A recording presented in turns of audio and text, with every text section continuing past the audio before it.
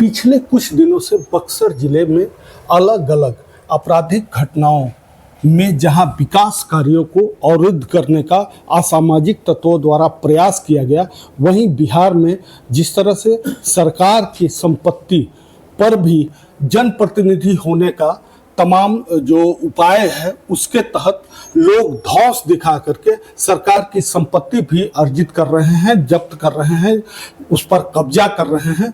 निश्चित तौर पर अपराध की जिस तरह से समस्याएं बढ़ी हैं। हमारे साथ हैं बक्सर के डीएम सर। सर, बक्सर के विकास कार्यों को अवरुद्ध करने का असफल प्रयास जिले में किया जा रहा है, अलग अलग थाना इलाके। नहीं, बिल्कुल ऐसा नहीं है कि कोई विकास कार्य को अवरुद्ध करने का प्रयास किया गया है।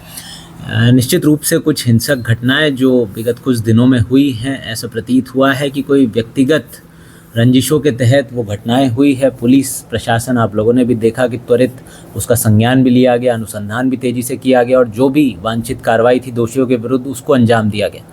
और ऐसी कार्रवाई जो है प्रायः हम लोग देखते हैं सभी मामलों में जिसमें भी कोई भी दोषी व्यक्ति होता है उसके विरुद्ध की जाती है। प्रशासनिक जो भी प्रक्रिया रहती है, न्यायिक प्रक्रिया रहती है, थोड़ा समय लगना स्वाभाविक है, परंतु अंततः आप लोग देखेंगे जो भी दोषी है उन्हें किसी भी परिस्थिति में बख्शा नहीं जाएगा और कठोर से कठोर कार्रवाई की जाएगी ताकि जो भी हमारा समाज है उसमें एक लार्जर मैसेज जाए और एक डिटरेंस क्रिएट हो। इसकी बहुत ज़्यादा आवश्यकता है।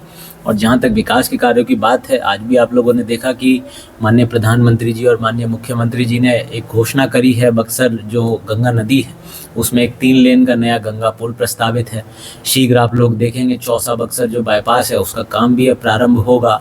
अन्य भी कई जो है ऐसे विकास के कार्य हैं जो निश्चित रूप से बक्सर ज़िले में चल रहे हैं और बक्सर ज़िले को एक नए आयाम पे पहुंचा रहे हैं। STPL जो चौसा का पावर प्लांट है उसकी भी पहली इकाई का जो कार्य है उसका भी शीघ्र पूर्ण हो जाएगा।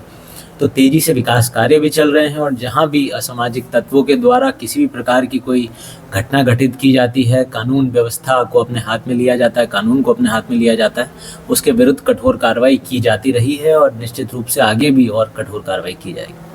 तो निश्चित तौर पर बक्सर के डीएम का साफ तौर पर कहना है कि जिस तरह से बक्सर में विकास कार्य संचालित किए जा रहे हैं, आपराधिक घटनाओं के बावजूद भी कठोर कार्रवाई का भरोसा आम जनमानस को बक्सर के डीएम ने दिया है। बबलू उपाध्याय, न्यूज़ 24 बक्सर, बिहार।